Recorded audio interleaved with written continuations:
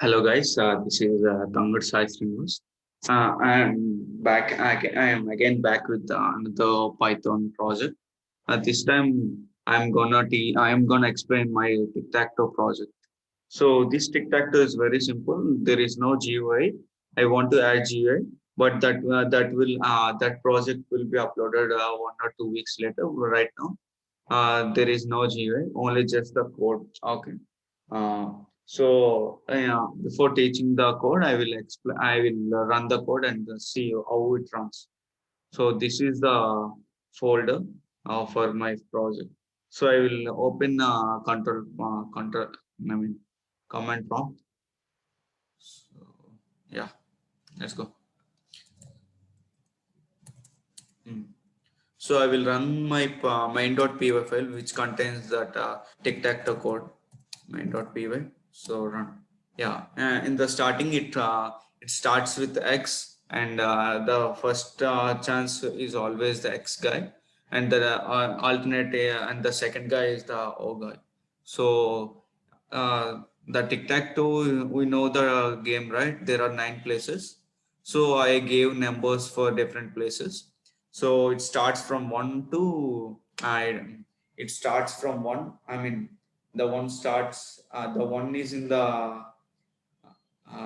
below left block. So the three is the right below right block, and four is the middle left block, and six is the middle right block. Similarly, seven is the upper. I mean. Uh, left block of the first row that and the 9 is the right block of the first row. So it asks me is the place, so I say I will give 1 as a place, so it will print the so you can understand, right? This is the 1, and this is 2, this is 3. Similarly 4, 5, 6, 7, 8, 9. So now it's done. Now this is O's turn. I will give 3 as its so it will print again. So again it's extra. I will give 4 as the place now. And now this is our turn. I will give because I will give 7, because if I don't place the O in the 7th block, the X will complete his game. So I will give 7. Okay, now X turn. I will give 5 because the center block, if I don't block that center block, 1 second, I will show. If I don't block this center block, the O will complete his game. So I will give 5. And similarly, now I will give O in this place. That is 6. Hmm. And now I will give X in this ninth place. Okay, you can see the X completes its game because the diagonal in this diagonal 1, 5 and 9, in 1, 5, 9 X X X made a line, so X won the game and it's game over. If let's say if O won the game, it will print O won and game over. If no one wins, and uh, it will print game is tie. It's a tie. Okay, this is the output of my code. And now I will explain the code. So this is the main.py file, and this is the modules. In modules, I have placed the different functions which I will use in the main.py. So in main.py, this is the main code, and the one important function which I use from the modules are see, I will open. And the module is init file. Oh, we know that init file, when we import that file, when we import files, when we import the folder, the init file, it will automatically run. In init file, I have created all list. In the all list, we know that whatever functions we place in the all list, it will import directly to the main.py. So I place triple t, which is not in my okay, yeah. This is a file I have imported in main.py. So what is this? This triple T is nothing but I have created a dictionary triple T, which the length of this dictionary is 9. You can clearly understand that there are 9 places. So I created a dictionary of length 9. So whenever I want to fill that places, I will call this dictionary. and def tic-tac-toe is a print function which will print that tic-tac-toe figure, you know, right? Whenever I gives the place or the number, it is printing the diagram or the game. Yeah, this is that function, the tic-tac-toe. So I have given each each places in this print statement. So whenever I update this triple T dictionary, it will also gets updated. So this is the function. This is the these two or this is one function, and this is the other dictionary which I will use in main.py. Okay, I'll go into main.py. So in main.py, I imported that all files which are nothing but the triple T, the small triple T file. In that file, there is a dictionary and there is a function which prints that tic-tac-toe diagram. So I created a variable called a, which is x, and I is an empty list. Okay, and I started a loop. So in this loop, it will keep asking the user input for the place, and it will complete when it satisfies two conditions. Okay, and while true, which means it will run it will run infinitely until it gets an break until it gets a break. So I gave a equal to x, right? So in this first print statement, print it's your turn plus a plus move to which place. We know that a is x. So it simply prints it's your turn x, move to which place. That is the first statement we got when we started the code, when we run the code, right? So this is the statement. And after that, I again created a loop for checking the input, because there are only 9 places, right?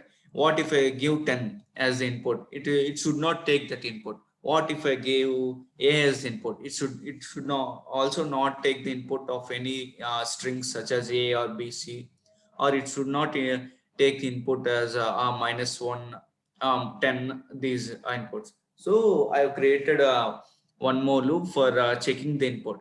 While true, x equal to int of input, because the default data type of input is string. So I converted that input data type to int. So x equal to int of int data type. If x not in I, I created I, right? I will explain what this statement, if x not in I. After I will explain the statement in 1 or 2 minutes. Before that, I will explain this. If x is less than or equal to 9 and x is greater than or equal to 10, then only it will append I dot append x. Now you can understand, right? So whenever, let's say, one of the place is already filled in 9 places, right? And it should not take again that place as the input. When I give one, when I place x in one position, in position 1, we should not give 1 as the position for any other x or o. So it should not take 1 as the input again. So I created list I, which is empty. So whenever I give the valid input, it should append into that to this I. Okay. So whenever I append this I, if I again give the same input in the next turn, or the after that turn, it will check first x not in A. If, let's say, in the first turn itself I gave 1, so I is empty in the initial position. So x equal to 1, I gave 1. If 1 not in I is empty, so it satisfies the condition. Then it again goes to this statement. If 1 is less than 9 and greater than or equal to 1, again it satisfied the condition. Now it will now the 1 gets appended in the empty list. So now I as only single element 1. Okay, and it will break this. Now it will break the loop. So after it's breaking the loop, it will again go to this statement, which is nothing but triple T dot capital T x of I, which is nothing but the dictionary. So I gave the valid input. So I updated the dictionary with they are updated the dictionary. So in dictionary there are 9 positions. So and the A is nothing but X. So I updated the dictionary. And after getting updated, there is an if condition. In this if condition is nothing but it checks all the winning position, all the winning situations. There, that means rows, columns, and diagonals. Today, so there are total of 8 conditions for the winning position. It will check all the conditions. If it satisfies the condition, it will print a plus equal to 1, print game over, break. Yeah, in this break it will come out of this while loop. So if there is no such condition satisfied, it will go to if L of I equal to 9. L of I is nothing but the length of the list. Length of the list is, if length of the list equal to 9, that means every place in the tic-tac-toe game is filled. So that means it should either be, it should uh, and it and we know that the previous condition is also not satisfied. So the game must be tie, right? So it will print its tie, and it will again give the break as thing. So it will again come out of this while loop. Or let's say we are in the early stages of the game. So the length of I is not equal to 9. So it will not come out of this. And it also don't satisfy this condition. So it will go to the else condition. In this else condition, it will print the game, the diagram of that. So after giving the input, as we saw, after giving the input, it will always print the diagram. So this is the statement which, this is the condition which is running, because it is not satisfying the winning conditions, and the length of I is also not equal to 9. So it comes to the else loop. The triple T dot tic tac toe is nothing but the printing the game, printing the positions, everything. So it prints the position. After printing the positions, the turn changes, right? It switches to the other guy. So if x starts the game, the next turn will be the o, right? So if a equal to 0, o, then a equal to x, else a equal to 0. This means after for every loop the turn changes. Okay, after changing the turn, yeah, I think you all got understand why I created these 2 conditions. The one condition is for the tie condition, and the other condition is for the winning condition. And this is the loop. This is the loop for checking the input. Because if I give 0 as input, it should not take that input, because there is no such thing as 0, because there is only 9 places that are 1 to 9. And if I give a as the input, it should also not take the alphabet as the input. The valid inputs are positive integers from 1 to 9. Okay. So these conditions always, these if statements always check whether the input is valid or not. If the input is not valid, let's say if I give, let's say if I give 10 as the input, so that means this condition is not satisfied. So it will print input should lie between 0 and 10. It will print this statement, and again it will run this loop until I give the valid input. It will stay in this loop. Let's say I gave the integer, but but that but that position is already filled. That means if x not in I, this condition won't satisfy, because let's say in the starting stages of the game, I filled the one position with x, and after 2 or 3 turns, I again gave input as 1. That means it should not take 1 as input. That's why I created this list I. So this list I stores the positions of the it stores the occupied positions. So in the future, if someone want to again change the uh, or change that position, it won't change, because this I gets updated if one of the position is already in this I, it don't take that position. I I will show you the example.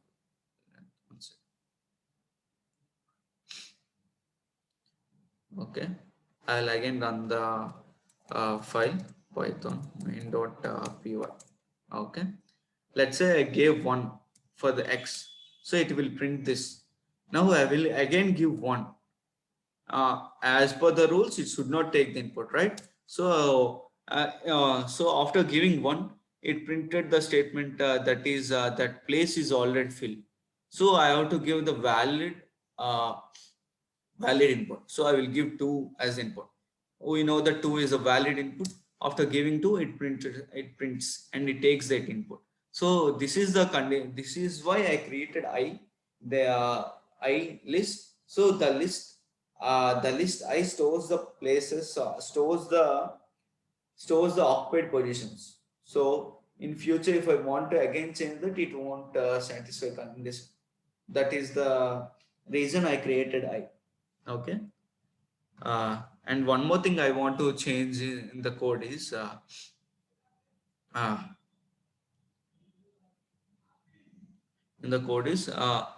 I created for integers.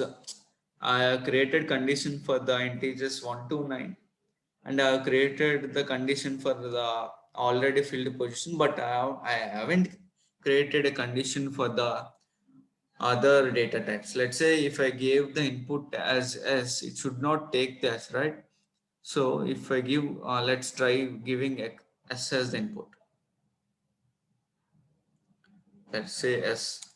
It will see. It will show some error and it will come out of the loop. It will end that program. So I will again create one more condition that should be fine now. Okay.